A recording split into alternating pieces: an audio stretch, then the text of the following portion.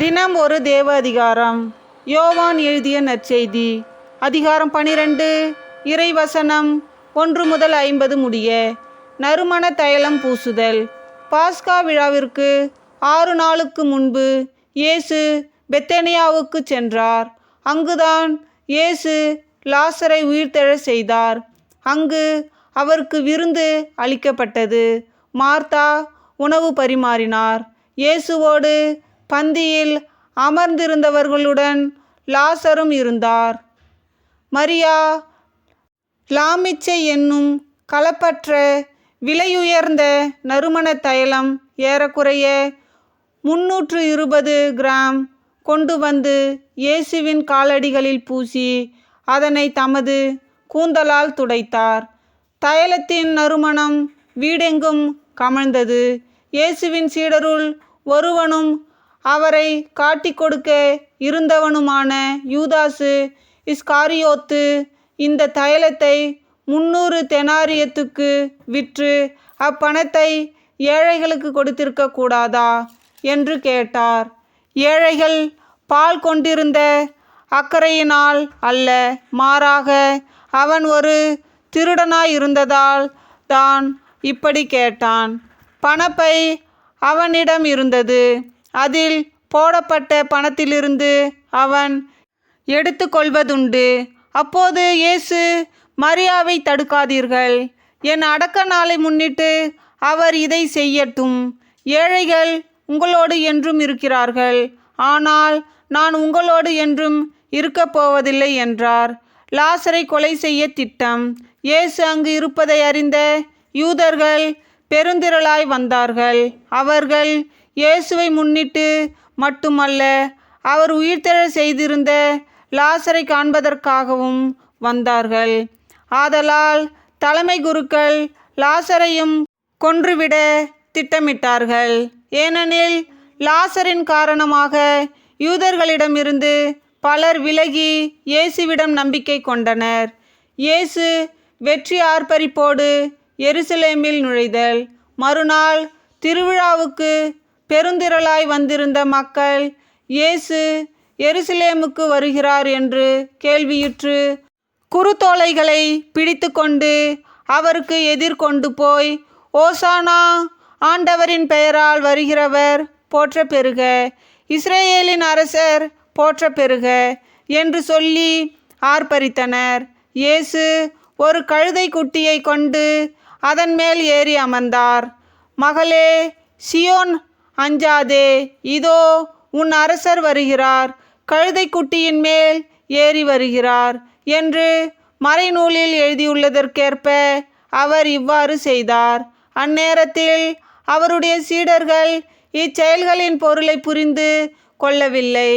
அவரை பற்றி மறைநூலில் எழுதப்பட்டிருந்தவாறே இவை அனைத்தும் நிகழ்ந்ததென என்பது இயேசு மாட்சி பெற்ற பிறகே அவர்கள் நினைவுக்கு வந்தது.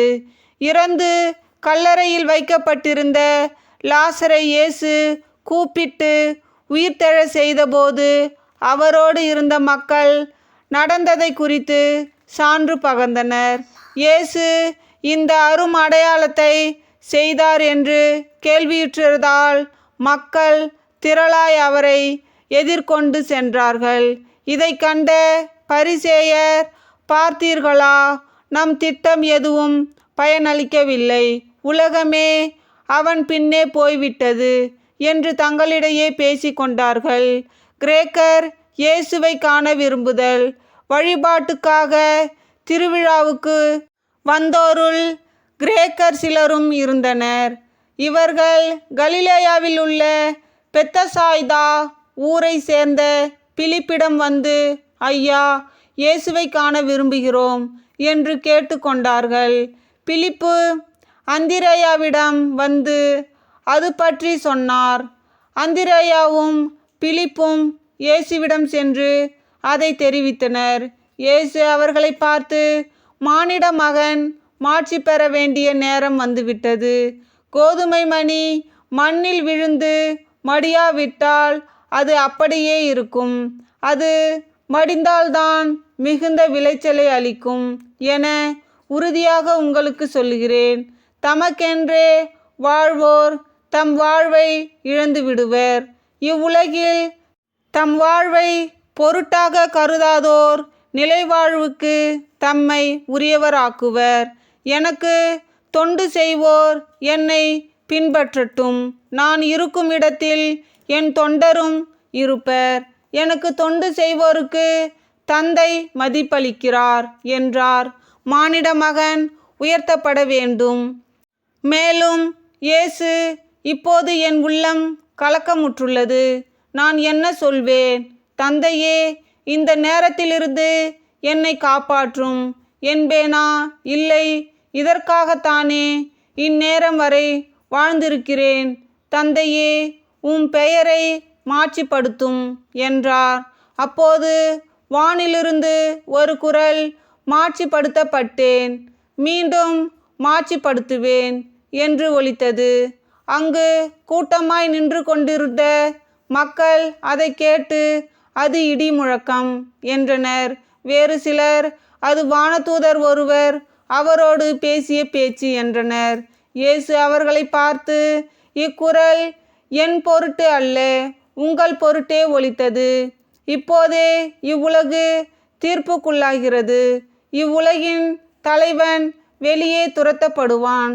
நான் மண்ணிலிருந்து உயர்த்தப்படும்போது அனைவரும் என்பால் ஈர்த்து கொள்வேன் என்றார். தாம் எவ்வாறு இறக்கப் போகிறார் என்பதை குறிப்பிட்டே இப்படி சொன்னார்.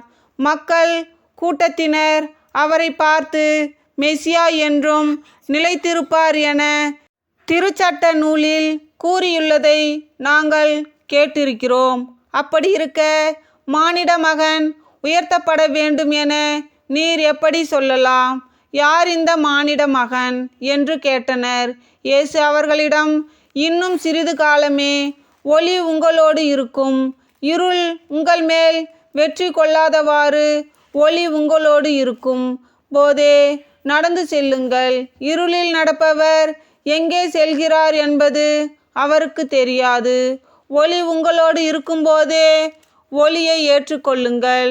அப்போது ஒளியை சார்ந்தவர்கள் ஆவீர்கள் என்றார். இப்படி சொன்ன பின் இயேசு அவர்களிடமிருந்து மறைவாக போய்விட்டார். அவர்கள் முன் இயேசு இத்தனை அருமடையாளங்களை செய்திருந்தும் அவர்கள் அவரிடம் நம்பிக்கை கொள்ளவில்லை. ஆண்டவரே, நாங்கள் அறிவித்ததை நம்பியவர் யார்? ஆண்டவரின் ஆற்றல் யாருக்கு வெளிப்படுத்தப்பட்டது என்ற இறைவாக்கினர் எசையாவின் கூற்று இவ்வாறு நிறைவேறியது. அவர்கள் கண்ணால் காணாமலும் உள்ளத்தால் உணராமலும் மனமாறி குணமாகாமலும் இருக்கும்படி அவர்களுடைய கண்ணை மூட செய்தார், உள்ளத்தை மழுங்க செய்தார் என்பது அவர்களால் நம்ப முடியாத காரணத்தை விளக்கும் எசையாவின் இன்னொரு கூற்று.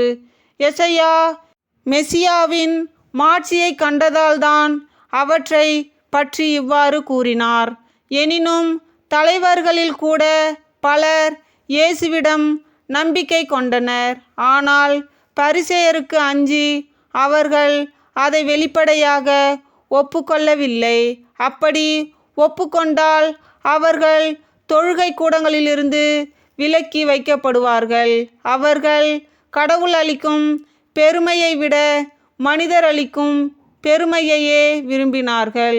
தீர்ப்பு அளிப்பது இயேசுவின் வார்த்தை. இயேசு உரத்த குரலில் கூறியது, என்னிடம் நம்பிக்கை கொள்பவர் என்னிடம் மட்டுமல்ல, என்னை அனுப்பியவரிடமே நம்பிக்கை கொள்கிறார். என்னை காண்பவரும் என்னை அனுப்பியவரையே காண்கிறார். என்னிடம் நம்பிக்கை கொள்பவர் இருளில் இராதபடி நான் ஒளியாக உலகிற்கு வந்தேன். நான் கூறும் வார்த்தைகளை கேட்டும் அவற்றை கடைபிடியாதவருக்கு தண்டனை தீர்ப்பு வழங்குபவன் நான் அல்ல.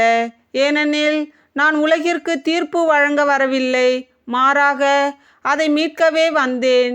என்னை புறக்கணித்து நான் சொல்வதை ஏற்றுக்கொள்ளாதவருக்கு தீர்ப்பளிக்கும் ஒன்று உண்டு. என் வார்த்தையே அது. இறுதி நாளில் அவர்களுக்கு அது தண்டனை தீர்ப்பு அளிக்கும். ஏனெனில் நானாக எதையும் பேசவில்லை.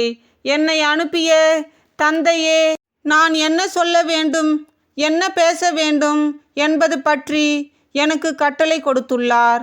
அவருடைய கட்டளைகள் நிலைவாழ்வு தருகிறது என்பது எனக்கு தெரியும்.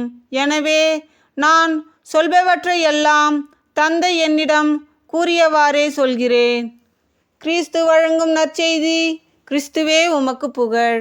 தந்தை, மகன், தூய ஆவியின் பெயராலே ஆமேன்.